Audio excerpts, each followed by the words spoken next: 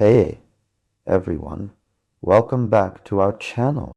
Are you tired of staring at error messages, feeling frustrated and unsure of where to turn? Well, you're in luck because today we're going to tackle one of the most common and infuriating errors out there. If you've ever found yourself facing an error and unable to solve it, this video is for you. We'll be diving into the world of troubleshooting, exploring the steps you can take to identify and fix even the most stubborn errors. Whether you're a seasoned pro or just starting out, this video will give you the tools and confidence you need to tackle any error that comes your way. So let's get started. So, you've got an error message staring back at you, and you have no idea where to start. The first thing to do is take a deep breath and don't panic. Errors are an inevitable part of the learning process, and they can often provide valuable insights into what's going wrong. The next step is to read the error message carefully. I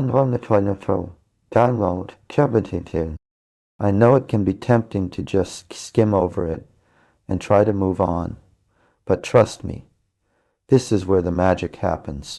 The error message will usually give you a hint about what's going wrong, so take your time to read it thoroughly. Now let's talk about some common types of errors. You might have come across syntax errors, which occur when there's a problem with the code itself. These can be tricky to spot, but they're often caused by something as simple as a missing semicolon or mismatched brackets. Another type of error you might encounter is a runtime error. These happen when the code is executed, and they can be caused by all sorts of things, from division by zero to trying to access a variable that doesn't exist.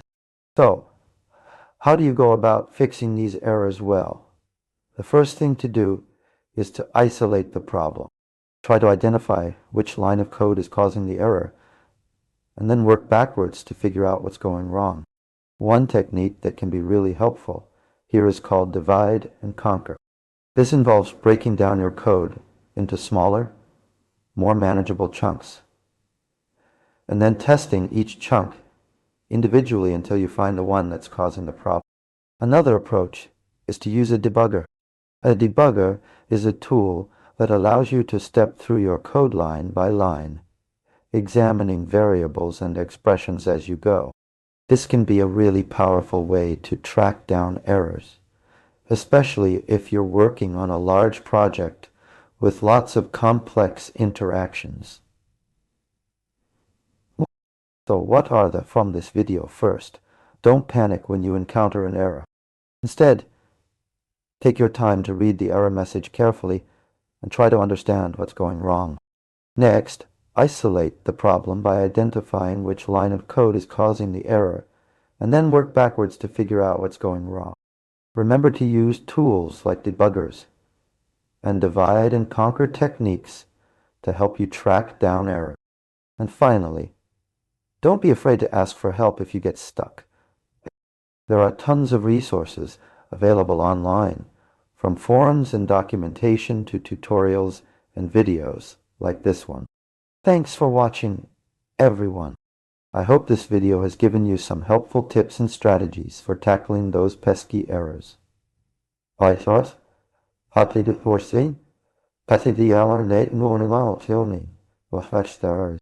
If you've got any questions or comments, please don't hesitate to leave them in the section below.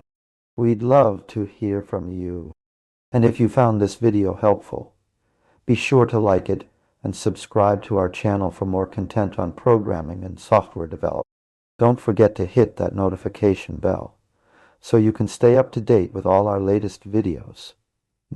Thanks again for watching, and we'll see you in the next one.